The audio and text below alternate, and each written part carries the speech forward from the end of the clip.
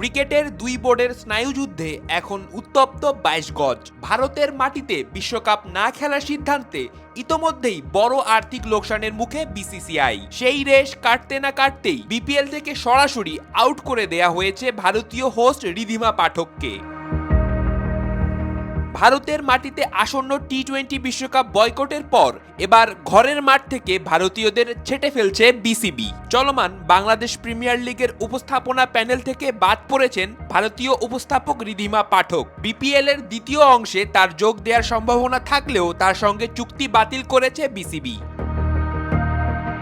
BPL এর ধারাভাষ্য ও উপস্থাপনায় চমক দেখিয়েছিল বিসিবি। উপস্থাপক হিসেবে পাকিস্তানের জয়নব আব্বাসের সঙ্গে ছিলেন ভারতের ঋদ্ধিমা পাঠক, আর ধারাভাষ্যকার হিসেবে পাকিস্তানের সাবেক অধিনায়ক ও পিসিবি প্রধান রমিজ রাজা, ইংলিশ কিংবদন্তি ড্যারেন গফদের মতো পরিচিত মুখ।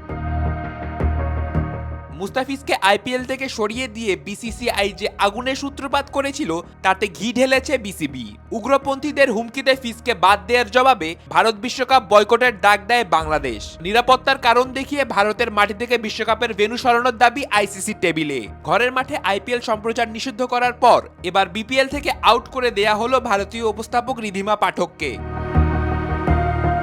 রাফিদ বিন ইসলাম, সময়ের আলো।